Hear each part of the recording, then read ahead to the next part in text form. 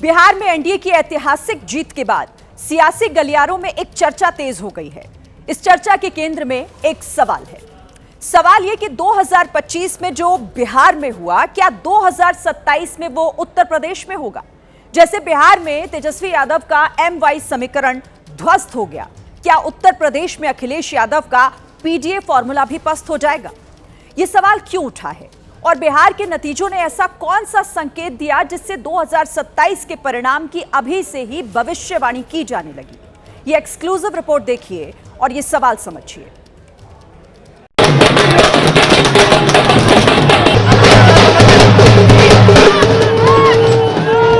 ये प्रचंड जीत, ये अटूट विश्वास बिहार के लोगों ने बिल्कुल गर्दा उड़ा दिया। नीतीश जी के हिट होई, जोड़ी मोदी या नीतीश जी के हिट।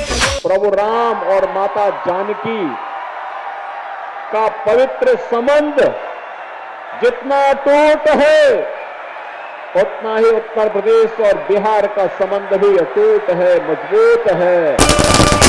बिहार में बहार है, नीतीश कुमार है, टाइगर अभी जिंदा है। फिर से एक बार हो बिहार में बहार हो, फिर से एक बार हो नीतीश कुमार हो। अब बिहार यूपी के मजबूत संबंधों को देखकर ही 2027 के परिणाम पर बातें शुरू हो गई हैं, क्योंकि यूपी के सीएम योगी आदित्यनाथ और समाजवादी पार्टी के अध्यक्ष अखिलेश यादव, यूपी की सियासत के इन दोनों बड़े चेहरों ने बिहार की चुनावी धरती पर जमकर ताल ठोकी।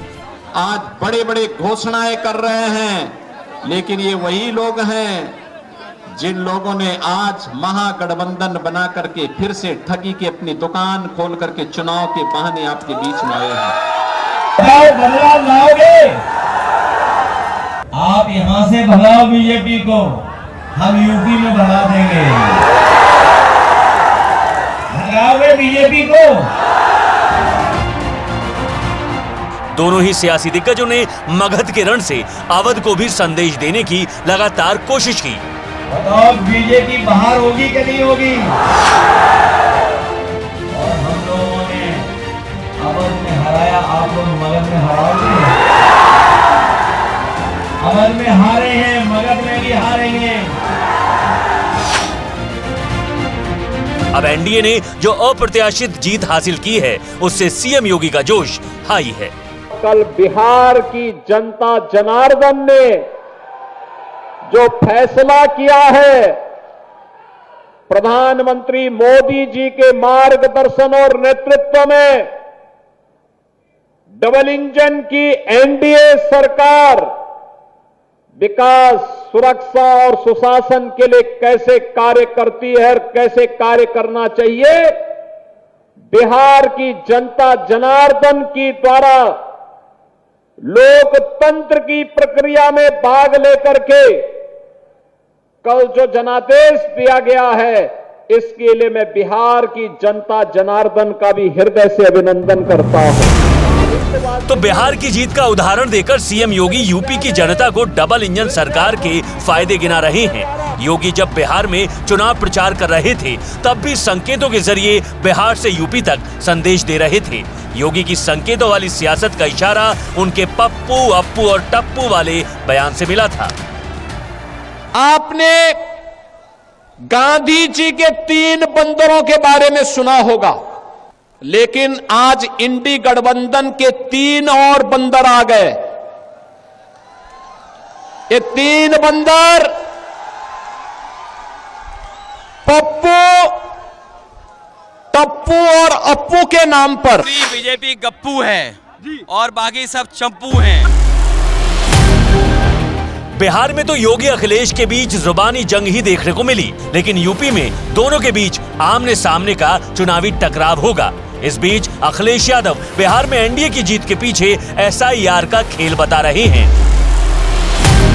उन्होंने एक्स पर लिखा है, बिहार में जो खेल SIR ने किया है, वो पश्चिम बंगाल, तमिलनाडु, यूपी और बाकी जगह पर अब नहीं हो पाएगा, क्योंकि इस चुनावी साजिश का अब भंडाफोड़ हो चुका है। अब आगे हम ये खेल इनको नहीं खेलने देंगे। सीसीटीवी की तरह हमारा PPTV मतलब PDA प्रहरी चौकन्ना रहकर भाजपाई मंसूबों को नाकाम करेगा।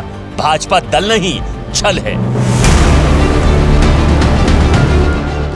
ये पोस्ट अखिलेश यादव ने 14 नवंबर को दोपहर 12:16 पर किया। इसके बाद शाम 6:26 पर उन्होंने एक और पोस्ट किया। लिखा, लगता है लखनऊ वालों से प्रतिस्पर्धा के चक्कर में किसी और ने भी नाम बदलना सीख लिया है और चुनाव आयोग का नाम बदलकर विकास कर दिया है और उसे अपनी जुगाड़ी जीत का आधार बता रहे हैं। यूपी में पिछले चुनाव में खुद हारे हुए जो प्रतीक्षारत हैं, वो भी आगे की जीत के दावे कर रहे हैं। 24 में हराया था, 27 में हटाएंगे, अपनी पीडीएस सरकार बनाएंगे। बिहार की जीत यूपी की जीत को बराबरी नहीं कर सकता। यूपी की जीत अलग जीत है, बिहार की जीत अलग जीत है।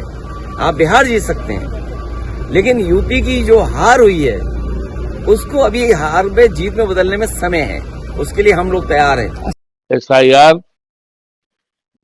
के बारे में जो लगातार ऊंचा विपक्ष आवाज उठाता रहा, लाखों की वोट काटे गए, यही सब कारण रहा और कुल मिलाकर के इसमें चुनाव आयोग की अहम भूमिका थी और कोई दूसरा कारण नहीं।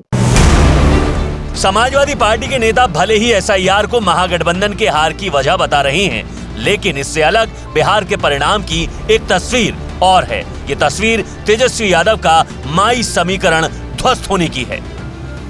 एक पुरानी कहावत है, लोहा लोहे को काटता है। बिहार में कुछ दलों ने तुष्टीकरण वाला माय फॉर्मूला बनाया था, पर आज की इस जीत ने एक नया सकारात्मक माय फॉर्मूला दिया है और ये है महिला और यूथ।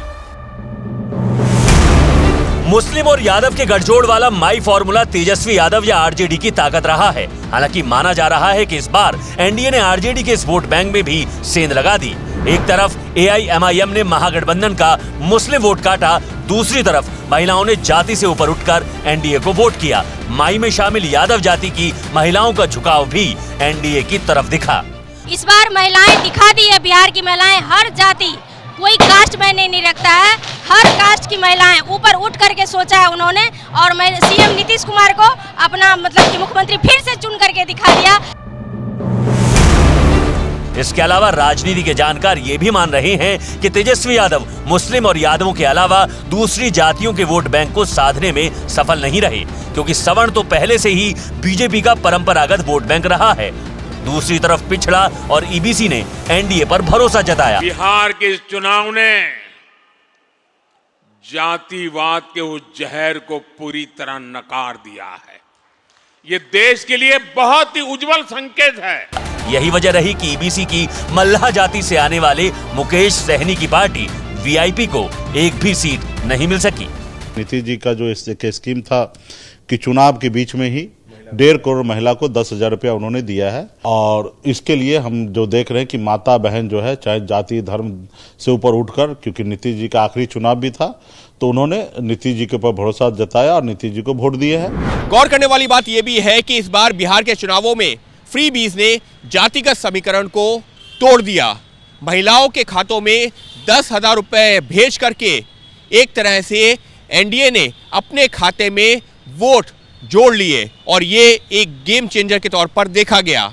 जिन महिलाओं को इस योजना का फायदा मिला, उन्होंने जातिगत राजनीति से ऊपर उठकर एनडीए के पक्ष में मतदान किया। फ्रीबीज का असर तो होगा, लेकिन उत्तर प्रदेश बहुत बड़ा है। यहाँ अगर महिलाओं के लिए सरकार कोई प्लान करती है तो यहाँ 12-13 करोड़ महिलाएं हैं। इन महिलाओं के लिए अगर कोई योजना वो ले आते हैं तो बहुत बड़ा अमाउंट चाहिए, राज्य के बजट पे बहुत ज्यादा लोड पड़ेगा, लेकिन सरकार कर सकती है, उसका कोई तरीका निकाल सकती है। तो मुझे लगता है कि फ्रीबीज बहुत ज्यादा इम्पैक्ट डाल सकता है।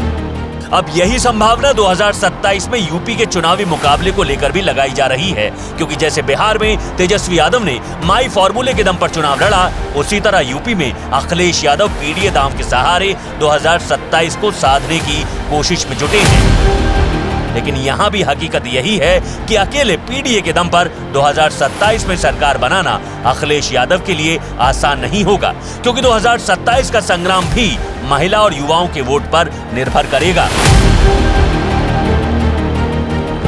और 2022 का चुनाव परिणाम देखें तो महिलाओं का ज्यादातर वोट एनडीए को मिलता रहा है। 2022 के यूपी विधानसभा चुनाव में 46% महिलाओं ने बीजेपी गठबंधन को वोट दिया, जबकि 33% महिलाओं का वोट एसपी गठबंधन को मिला।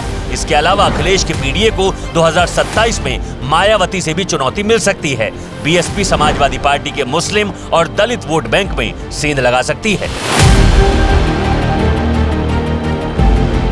वैसे भी बिहार में एक सीट जीतकर ही बीएसपी के हौसले काफी बुलंद दिख रहे हैं। बक्सर जिले की रामगढ़ सीट से बीएसपी के सतीश यादव पिंटू विधायक बने हैं। उन्होंने एक्स पर लिखा है कि कुत्ता पालो बिल्ली पालो, लेकिन ये वहम मत पालो कि उत्तर प्रदेश में बीजेपी को समाजवादी पार्टी हरा सकती है। राष्ट्रीय जनता दल से भी बुरा हाल समाजवादी पार्टी का होगा। इसलिए बीएसपी पार्टी को चुनो, क्योंकि ये पार्टी मिशनरी और बहुजन विचारधारा वाली पार्टी है। हालांकि 2024 के चुनाव में यादव और मुस्लिम के साथ दलितों का झुकाव भी समाजवादी पार्टी की तरफ दिखा। ये ट्रेंड 2022 के विधानसभा चुनाव नतीजों से ही दिखने लगा था। 2022 में समाजवादी पार्टी को यादवों का 83% वोट मिला। 79% मुस्लिमों ने समाजवादी पार्टी को वोट किया। एससी की जाटव जाति का 9% वोट एसपी के खाते में गया। अन्य दलित जातियों का 23% वोट समाजवादी पार्टी को मिला। हालांकि बिहार में फ्रीबीज ने जिस तरह जातिगत समीकरणों को तोड़ा है, इसी को मद्देनजर रखते हुए 2027 की चुनावी बाजी की भविष्यवाणी की जाने लगी है। अगर अखिलेश यादव का जातियों के ग्रामर वाला पीडीए कार्ड 2027 में नहीं चला तो उनके लिए बीजेपी को हराना आसान नहीं रहेगा। बीजेपी के नेता अभी से कहने लगे हैं कि 2027 में समाजवादी पार्टी हारने वाली है। अवध में हराए हैं, मगध में हराएंगे। आप वो कहें कि मगध में हार गए, अब अवध में हारेंगे, वो अपने आप स्वीकार कर लें तो अच्छा है। नहीं तो 2027 में जैसे 2017 में 22 में उनको धूल चटाएं, वैसे फिर चटाएंगे। मगध और अवध की यहाँ उत्तर प्रदेश के नेता भाषण दे रहे हैं, केशव मौर्य, उनको पता होना चाहिए कि वो लगातार हार रहे हैं। फूलपुर भी हार चुके, सिराथू भी हार चुके और आगे भी हार जाएंगे। 2024 से 2027 में क्या बदला है? अगर बेरोजगारी भारतीय जनता पार्टी ने उत्तर प्रदेश में कम कर दी होती तो निश्चित तौर पर भारतीय जनता पार्टी के पक्ष में बात होती। तो अगर आपने एट्रोसिटीज बढ़ाई हैं तो निश्चित तौर पर जो हाल आपका 2024 में किया था इंडिया गठबंधन ने, उससे कहीं बुरा हाल 2027 में इंडिया गठबंधन करेगा। गौर करने वाली बात यह है कि बीते कुछ वक्त से अखिलेश यादव ने पीडीए का दायरा फैलाने की कोशिशें तेज की हैं। अखिलेश यादव पीडीए परिवार में यूपी की कई जातियों को जोड़ रहे हैं, लेकिन सवाल वही है कि मुफ्त वाली योजनाओं ने बिहार में जिस तरह जाति की राजनीति पर करारा प्रहार किया है, उससे 2027 के रण में अखिलेश यादव के पीडीए दांव को भी खतरा हो सकता है। राजनीति के बाद अब बात उस धमाके की करते हैं जिसकी खबर ने आज सुबह सुबह देश के लोगों को दहला दिया। 10 नवंबर को लाल किले के पास हुए ब्लास्ट की जांच अभी चल ही रही थी कि शुक्रवार की रात करीब 11:30 बजे श्रीनगर में एक जोरदार विस्फोट हुआ। यह धमाका नौगाम पुलिस स्टेशन के परिसर में हुआ। जम्मू कश्मीर के डीजीपी और गृह मंत्रालय ने इस धमाके को सिर्फ एक हादसा बताया है। हालांकि इस हादसे के पीछे पुलिस और सुरक्षा एजेंसियों की गंभीर लापरवाही को लेकर कई सवाल उठ रहे हैं।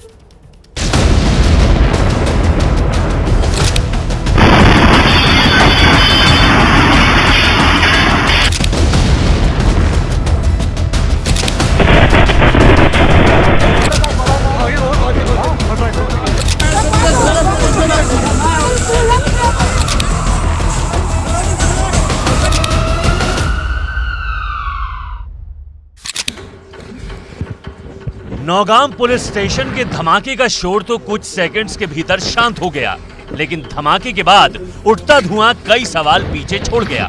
इन सवालों की तरफ बढ़ने से पहले आपके लिए ये समझना जरूरी है कि धमाका हुआ कैसे और कैसे इस धमाके का कनेक्शन फरीदाबाद से बरामद हुए विस्फोटक के साथ जुड़ा है। 9 नवंबर को फरीदाबाद से 360 किलो विस्फोटक मिला। ये विस्फोटक डॉक्टर मुजम्मिल के किराए के घर से बरामद हुआ। विस्फोटक को जांच के लिए नौगाम थाना लाया गया। नौगाम पुलिस स्टेशन में विस्फोटक का सैंपल लिया जा रहा था। सैंपलिंग के दौरान जोरदार धमाका हुआ। धमाके की तीव्रता का अंदाजा सीसीटीवी की फुटेज देखकर लगाया जा सकता है।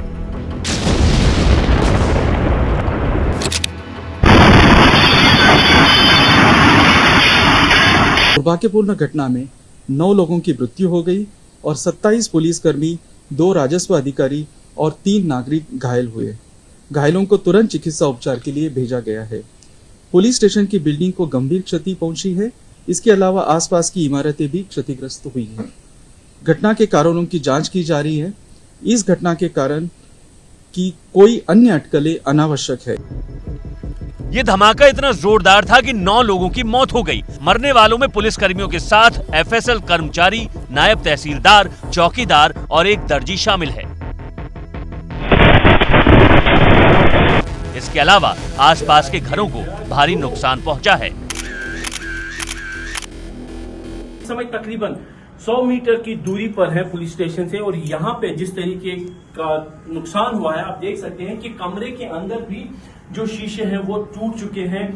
खिड़की दरवाजों का हाल क्या है वो आप यहाँ पे देख सकते हैं कि दरवाजे 2 हिस्सों में टूट के अंदर आ गए, खिड़की वहां पे पड़ी है। और अगर बाहर का हाल देखें तो हर तरफ आपको टूटे हुए शीशे नजर आ रहे हैं। और ये हाल केवल इस बिल्डिंग का नहीं, इस इलाके में हर उस बिल्डिंग का है जो आसपास है। आप देख सकते हैं कि इंटेंसिटी ऑफ ब्लास्ट ये था कि छत भी टूट के नीचे आ गई है। सोचिए, एक तरफ फरीदाबाद से विस्फोटक जब्त कर बड़ी आतंकी साजिश के मंसूबे नाकाम किए गए, दूसरी तरफ उसी विस्फोटक में हुए धमाके ने 9 लोगों की जान ले ली।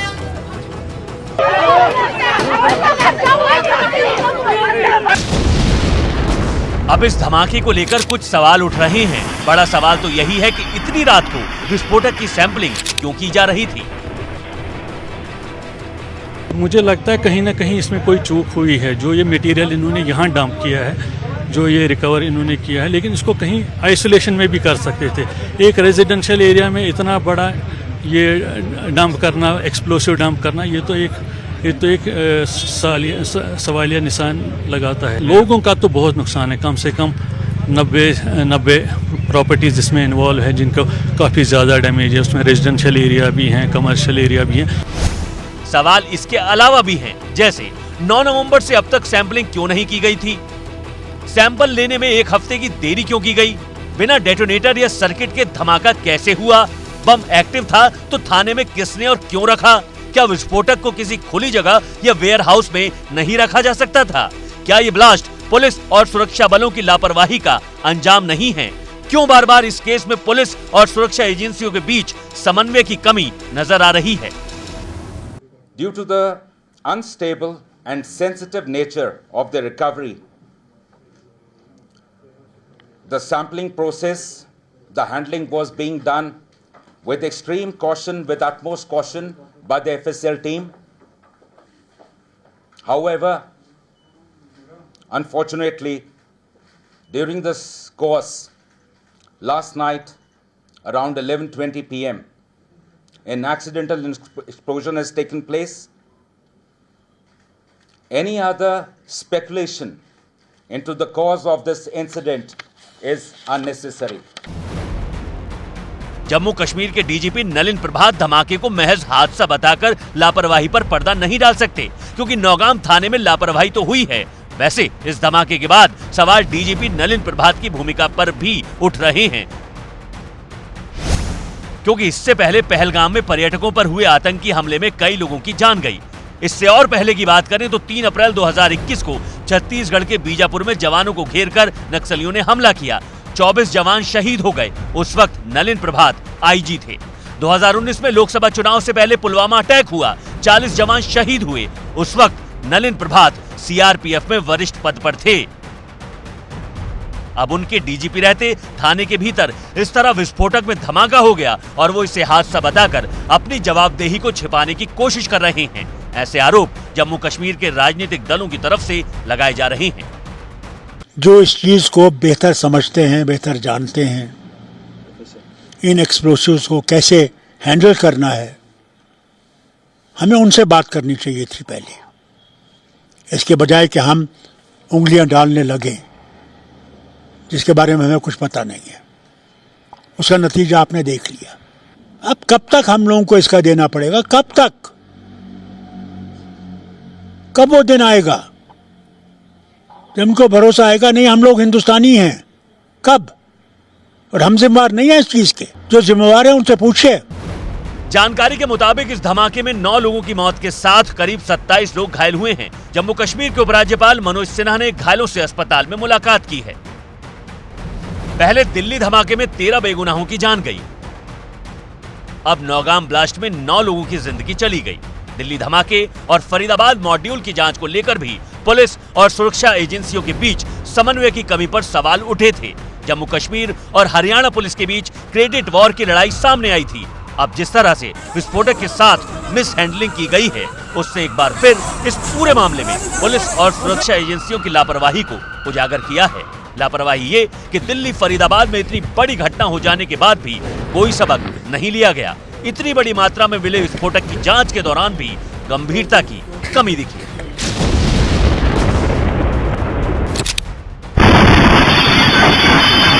देखिए, बिहार चुनाव के नतीजे आ गए हैं। एनडीए को प्रचंड बहुमत मिला है, लेकिन बिहार के मेगा पॉलिटिकल शो में तेजस्वी यादव का प्रदर्शन फ्लॉप साबित हुआ।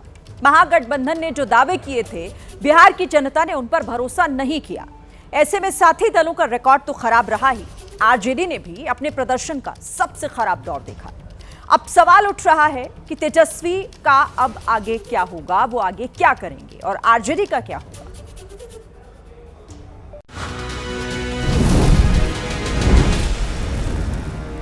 आपने इनको 20 साल से हमको केवल 20 महीना दे दीजिए बस। जो 20 साल में काम नहीं हुआ वो 20 महीना में हम काम करके दिखाएंगे।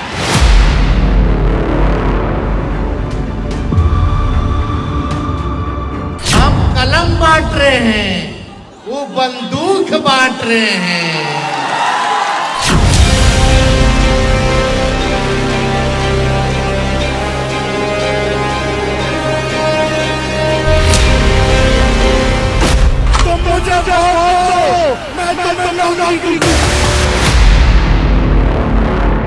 किसी बिहारी भाई को दूसरे राज्य ना जाना पड़े, ऐसा बिहार जो है हम लोग बनाएंगे।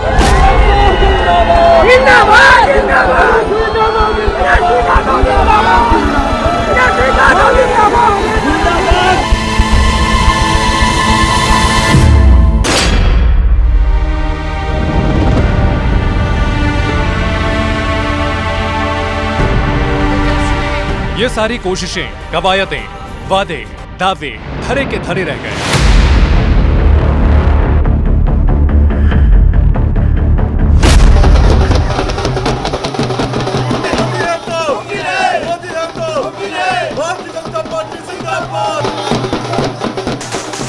एनडीए के प्रचंड जीत ने बिहार में महागठबंधन का सूपड़ा साफ कर दिया।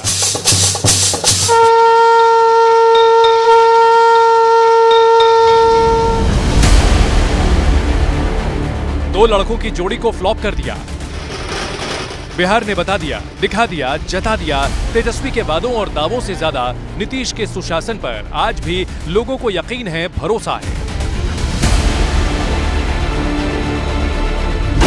इसी भरोसे की बदौलत बिहार में एक बार फिर एनडीए की सरकार बनने जा रही है और तेजस्वी फिर विपक्ष में बैठने जा रहे हैं। बिहार की महान भूमि पर फिर कभी जंगल राज की वापसी नहीं होने वाली। तेजस्वी के नेतृत्व में आरजेडी 3 चुनाव लड़ चुकी है, 2015, 2020 और 2025। साल 2015 में आरजेडी और नीतीश कुमार साथ थे। इस गठबंधन को जीत मिली। आरजेडी 80 सीट के साथ सबसे बड़ी पार्टी बनकर उभरी। 2020 में आरजेडी ने कांग्रेस के साथ मिलकर चुनाव लड़ा और नीतीश बीजेपी के साथ आ गए। इस चुनाव में भी आरजेडी 75 सीट जीतकर सबसे बड़ी पार्टी बनकर उभरी। लेकिन 2025 का चुनाव तेजस्वी के नेतृत्व में आरजेडी के लिए 2010 की तरह रहा। 2010 में भी आरजेडी को महज 22 सीट पर ही जीत मिली थी और अब महज 3 सीट ज्यादा यानी 25। मतलब आरजेडी को 2020 की तुलना में इस बार 50 सीट का नुकसान हुआ है, जो एक बड़ा आंकड़ा है। ऐसे में सवाल उठता है, क्या तेजस्वी यादव वो मुकाम हासिल कर पाएंगे जो लालू यादव को 90 के दशक में मिला था? इससे भी जरूरी और अहम सवाल, आखिर तेजस्वी यादव कहां चूक गए और अब आरजेडी का क्या होगा? एक बात तेजस्वी कह के जाता है, तेजस्वी की उम्र कच्ची है लेकिन जुबान पक्की है। सीट बंटवारे से लेकर सीएम फेस के नाम के ऐलान तक, इन चुनावों में महागठबंधन की शुरुआत एक जिद के साथ ही हुई है। मतगणना के दौरान एक वक्त तो ऐसा भी आया जब तेजस्वी यादव भी चुनाव में पिछड़ते हुए नजर आने लगे। हालांकि अंत में वो चुनाव तो जरूर जीत गए और अपनी सीट को बचा ले गए, लेकिन अपनी पार्टी आरजेडी को करारी हार से नहीं बचा सके। मैसिव विक्ट्री जो है महागठबंधन की इस बार होने जा रही है।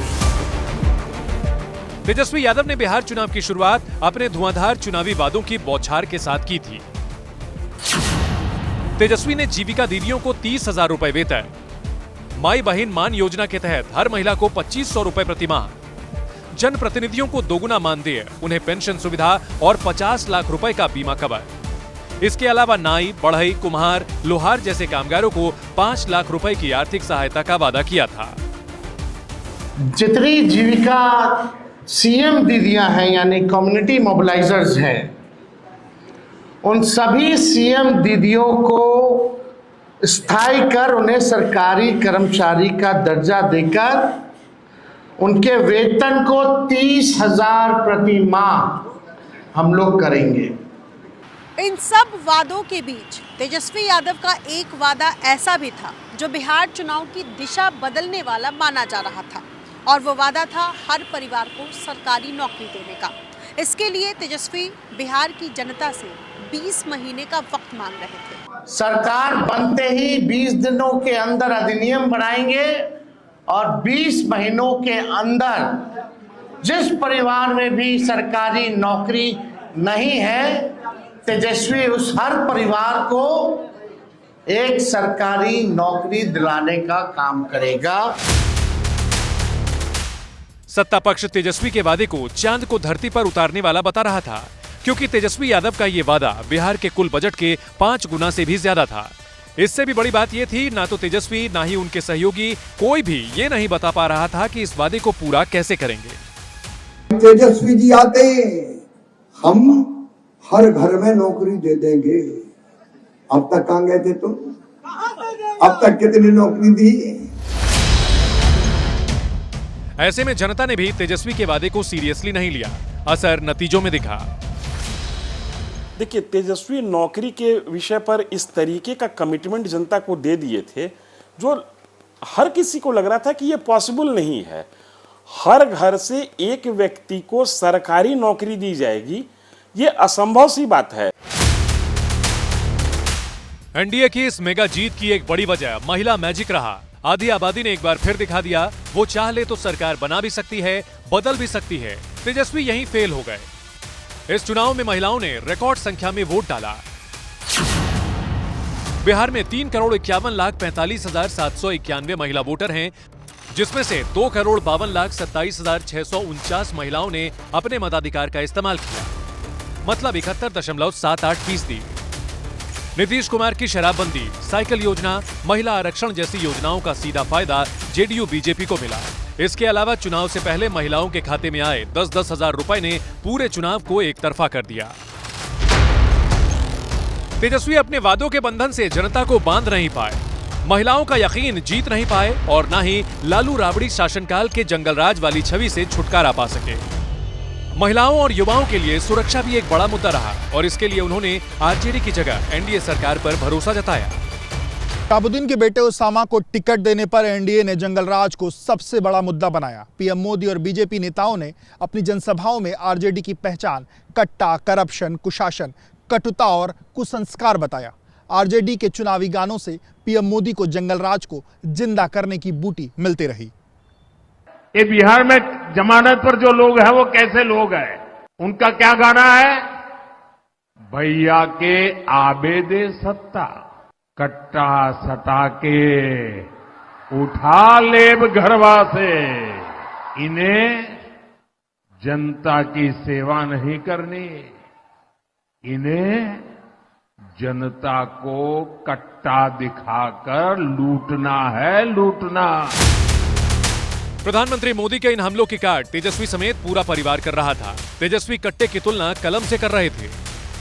नीतीश जी ने एक और घोषणा की है कि जितने पंचायत प्रतिनिधि हैं 2.5 लाख उनको आर्म्स लाइसेंस दिया जाएगा। हम कलम बांट रहे हैं, वो बंदूक बांट रहे हैं। लेकिन इन कोशिशों के बीच आरजेडी के मंच से कई बार ऐसी तस्वीरें सामने आई जिसने तेजस्वी की कोशिशों पर पलीता लगा दिया।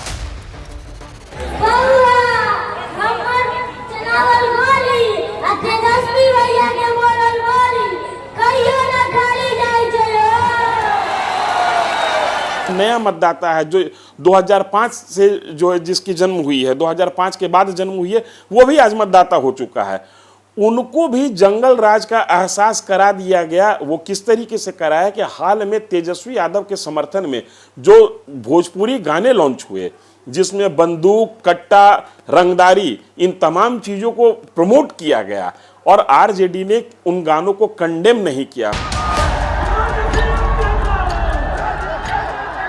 आरजेडी की बड़ी ताकत MY फैक्टर माना जाता है, मतलब मुसलमान और यादव। लेकिन इस चुनाव में यह समीकरण भी सिफर साबित हुआ।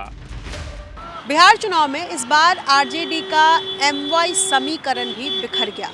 जिस 14% यादव और 18% मुस्लिम की राजनीतिक ताकत को मानकर पूरे आत्मविश्वास के साथ तेजस्वी यादव इस राजनीतिक अखाड़े में उतरे थे, इसी भरोसे में तेजस्वी ने 18 नवंबर को शपथ ग्रहण तक की घोषणा कर दी थी। 14 तारीख को रिजल्ट होगा और 18 तारीख को ओथ सेरेमनी होगा। ये निश्चित तौर पे होने जा रहा है। जो फीडबैक हम लोगों को मिल रहे हैं, भाजपा और एनडीए के पसीने छूट रहे हैं।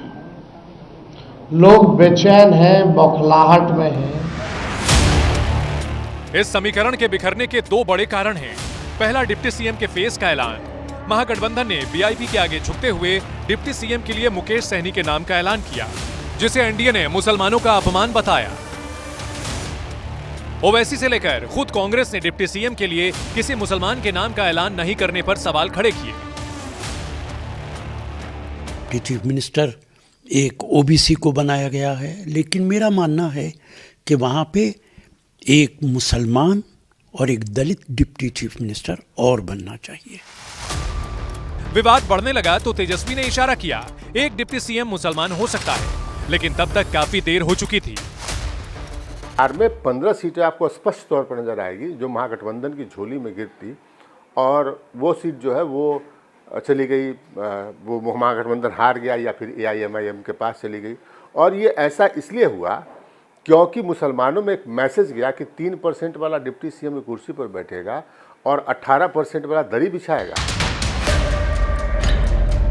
डिप्टी सीएम फेस को लेकर मुसलमान तेजस्वी से नाराज बताए गए, तो वक्फ कानून की एंट्री ने कुछ हद तक यादवों को भी तेजस्वी से खफा कर दिया। तेजस्वी ने ऐलान कर दिया था, सरकार बनी तो वक्फ कानून को कूड़े में डाल देंगे। चाहे कोई भी ये लोग लाते हो, आप लोगों से हम कहना चाहते हैं, वक्फ कानून जो इन लोगों ने बनाया है, हमारी सरकार बनेगी तो उस बिल को हम लोग कूड़ेदान में फेंकने का काम करेंगे। बताया जाता है तेजस्वी का यह बयान यादवों को ज्यादा रास नहीं आया, जिसका नुकसान तेजस्वी को यादव बहुल सीटों पर हुआ, जो उसका कोर वोट बैंक माना जाता रहा है। महागठबंधन का MY समीकरण तो फेल हो गया, लेकिन एनडीए का MY समीकरण यानी महिला और यूथ पास हो गया है। एनडीए के MY फैक्टर ने उसे जबरदस्त सफलता दिलाते हुए पिछली बार के 125 विधायक की तुलना में 202 विधायकों पर पहुंचा दिया, जिससे उसकी इस चुनाव में रिकॉर्ड जीत हुई है। बिहार में कुछ दलों ने तुष्टीकरण वाला MY फॉर्मूला बनाया था, पर आज की इस जीत ने एक नया सकारात्मक MY फॉर्मूला दिया है, और ये है महिला और यूथ। इस चुनाव को जहां एनडीए एकजुट होकर लड़ा, वहीं महागठबंधन के दल आपस में ही लड़ते नजर आए। महागठबंधन में सीट शेयरिंग से लेकर सीएम स्तर तक के लिए काफी घमासान देखने को मिला। इससे जमीनी स्तर पर उनके कार्यकर्ताओं में समन्वय की कमी देखने को मिली। कांग्रेस को महागठबंधन में शामिल करना भी तेजस्वी की बड़ी भूल बताया जा रहा है। ऐसा इसलिए क्योंकि कांग्रेस बिहार में कमजोर आधार वाली पार्टी है। इतना ही नहीं, तेजस्वी ने सीट बंटवारे में कांग्रेस के नेतृत्व को खुश करने में काफी समय गंवाया। राहुल गांधी और प्रियंका गांधी की मंजूरी के लिए महीनों इंतजार करते रहे। राहुल से मिलने के लिए तो खुद दिल्ली पहुंच गए और इस दौरान जमीनी तैयारी छूट गई। वहीं जनता भी ये सब देख रही थी। कांग्रेस साथ गठजोड़ का नुकसान हुआ। कांग्रेस ने पहले दिन से तेजस्वी यादव की जड़ें काटी। तेजस्वी यादव की हर घोषणा को कांग्रेस अपनी घोषणा बना रही थी। कांग्रेस आखिर तक तेजस्वी यादव को मुख्यमंत्री का फेस मानने से इनकार करती रही। सीट बंटवारे में रंगा कांग्रेस ने फंसाए रखा। राहुल गांधी ने एसआईआर और कथित वोट चोरी को लेकर वोटर अधिकार यात्रा निकाली, जिसमें तेजस्वी यादव भी शामिल हुए, लेकिन तेजस्वी को इसका फायदा नहीं मिला। चुनाव में जनता ने इन दोनों मुद्दों की हवा निकाल दी। ये खोखले दावों का पुलिंदा है, जिसको बनाने वाले भी जानते हैं कि हमारी सरकार तो बनने वाली है नहीं, तो दावा करने में क्या बुराई है। जिस दावे को पूरा करना ही नहीं है, जिनकी सरकार बनने वाली ही नहीं है, तो दावा करने में क्या बुराई है।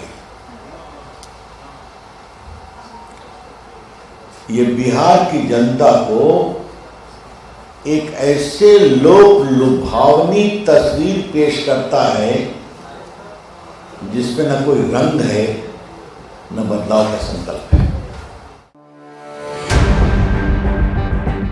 परिवार हर इंसान की सबसे बड़ी ताकत होता है। परिवार साथ हो तो इंसान हर जंग जीतने का मादा रखता है,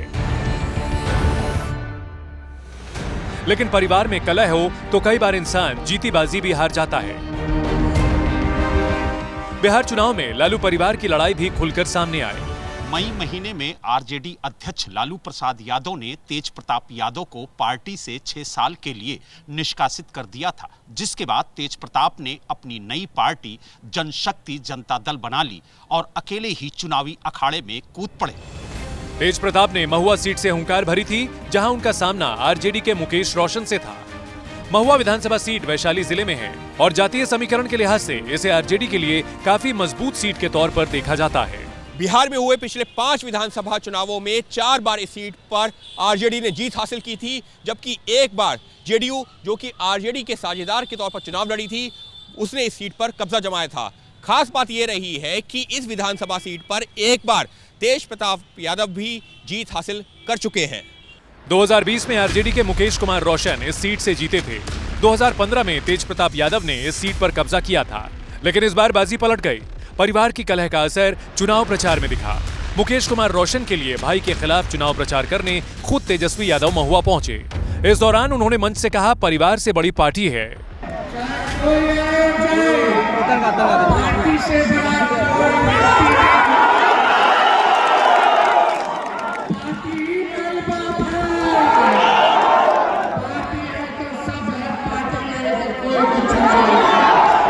इस कलह का खामियाजा परिवार और पार्टी दोनों ने भुगता। तेज प्रताप का दूसरी बार महुआ से जीतने का सपना टूट गया। वो 51,938 वोट से चुनाव हार गए। आरजेडी के मुकेश कुमार रोशन को भी 44,957 वोटों से करारी शिकस्त का सामना करना पड़ा। लालू परिवार की इस लड़ाई का फायदा एलजेपीआर के संजय कुमार सिंह को हुआ, जो 44,997 वोट से महुआ सीट जीत गए। रोहिणी आचार्य ने एक्स पर पोस्ट किया, मैं राजनीति छोड़ रही हूं, अपने परिवार से नाता तोड़ रही हूं। संजय यादव और रमीज ने मुझसे यही करने को कहा था और मैं सारा दोष अपने ऊपर ले रही हूं। अब जेडीयू इस पर लालू प्रसाद यादव से जवाब मांग रही है। जिस बेटी रोहिणी ने अपने पिता की प्राण रक्षा की हो और उस बेटी के मुंह से कराह निकल रहा हो,